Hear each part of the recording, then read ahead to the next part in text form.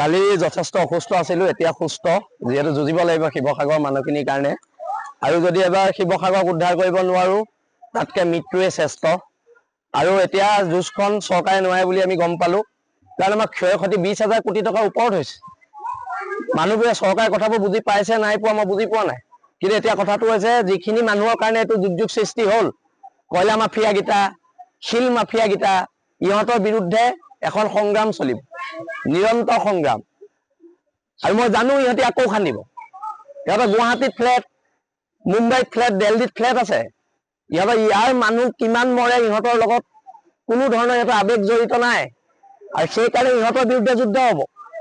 ONGC-য়ে কেইখনমান স্কুল বনাই নিজৰ যদি দায়বদ্ধতা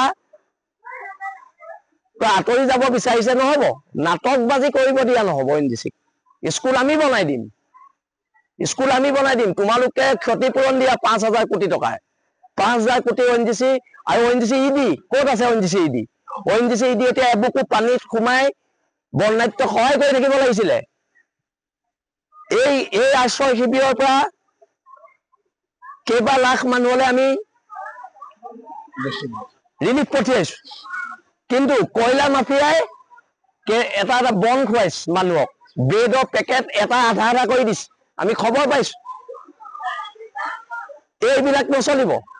আৰু যিকেইটা কয়লা মাফিয়া আৰু শিল মাফিয়া, আমাৰ এই নতুনকে হোৱা মন্ত্ৰীজনে যে ভাগ পায়, দামী দামী গাড়ী চলায়, সেই চবৰে ওপৰত এনেছে লগাওক মুখ্যমন্ত্ৰী মহোদয় ডাঙৰীয়া। আপোনাৰ সততাৰ পৰিচয় দিয়ক, আপোনাৰ জাতীয়তাবাদৰ পৰিচয় দিয়ক। আমি শিৱসাগৰীয়া, স্বাভিমানী শিৱসাগৰীয়া। গোটেই অসমৰ সহায়ৰ বাবে যদি অসমৰ অৰুণাচলৰ মানুহে আমাক সহায় নকৰিলেহেঁতেন, 10,000 ওপৰ মানুহ খাবলৈ নাপাই মৰিলেহেঁতেন। আৰু এইবিলাক ফটো আমি নচলিব। ONGC EDৰ গুণ্ডামি শিৱসাগৰত নচলিব, বহিৰাগত মানুহৰ গুণ্ডামি ইয়াত আমি কৰিব নিদিম। গুণ্ডামি এইটো একদম স্পষ্ট কথা। আৰু কয়লা গাড়ী পাৰ কৰি এইবাৰ পাৰ কৰি দেখুওৱা। কয়লা গাড়ী যদি পাৰ হ'ব লাগে, আমাৰ মৃতদেহৰ ওপৰেদি পাৰ হ'ব লাগিব, এইটো কথা একদম স্পষ্টকে কৈ দিয়া হৈছে। এইবিলাক ভণ্ডামি আৰু নচলিব। এতিয়া ONGCৰ ওপৰত প্ৰয়োজনত ONGC বন্ধ কৰি দিয়া হ'ব। মই পুনৰ কৈছো, দাদাই কোৱাৰ দৰে আমি যুঁজৰ কুকুৰা, আমি যুঁজতে মৰিম। এইবিলাক আৰু নচলিব।